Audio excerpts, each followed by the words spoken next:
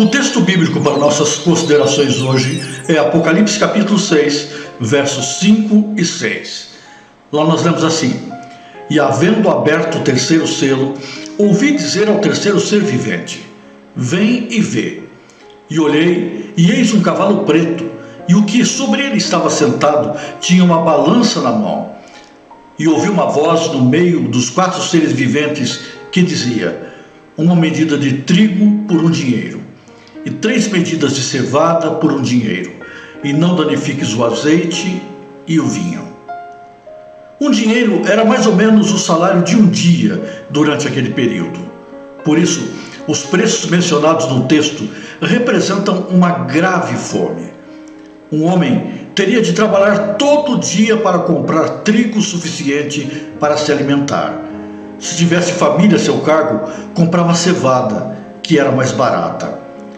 Como as famílias eram grandes naquele tempo, era provável que as crianças morressem ou que sofressem de raquitismo devido à má nutrição. Por que é que o texto menciona que poupassem o azeite e o vinho, artigos muito menos necessários à vida do que os cereais? Na Ásia Menor do primeiro século depois de Cristo, esse texto estaria ligado a uma questão quente. Nessa altura, o comércio do vinho era muito mais lucrativo do que o dos cereais, e os donos de terras da Ásia estavam a substituir os cereais pelas vinhas. Portanto, os donos das propriedades dedicavam muitos terrenos na província da Ásia, que incluía as 7 igrejas, à produção de azeite e vinho para a lucrativa exportação.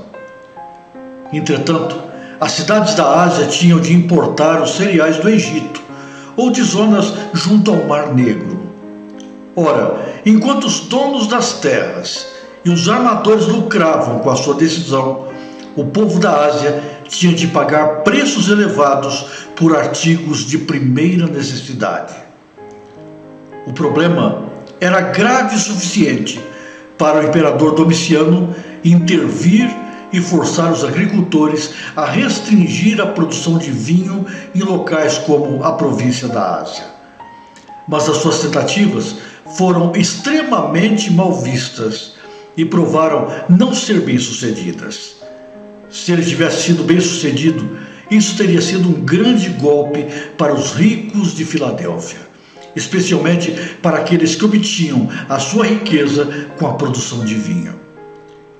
Como acontece muitas vezes, a ganância dos ricos teve graves consequências para aqueles que eram pobres. Mas também poderíamos interpretar o poupar do azeite e do vinho como uma prova da misericórdia de Deus na altura do julgamento. A arte da guerra no Mediterrâneo Antigo incluía a destruição das colheitas dos campos, mas não das vinhas e das oliveiras, que levavam mais de 15 anos para chegar à capacidade de produção. A perda do trigo e da cevada significava problemas durante um ano, mas destruir as vinhas e as árvores resultaria num longo desastre. Embora os julgamentos de Deus na nossa vida possam ser severos, eles acontecem para nos redimir, não para nos destruir. Não é o objetivo de Deus prolongar o sofrimento, mas utilizar as dificuldades para chamar a nossa atenção e nos levar a um lugar que seria melhor para nós. Se todos estivessem mais atentos ao chamado de Deus, muitas das injustiças desapareceriam do mundo. Que a nossa oração hoje seja: meu Senhor, hoje eu quero estar atento ao teu chamado na minha vida, que eu não precise de dificuldades, de provações, de sofrimentos para estar disposto a ouvir-te. Que o meu coração seja sensível e aberto à tua voz em cada instante. Vamos orar?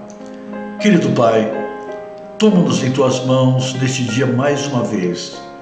Muito obrigado pelo teu amor imenso.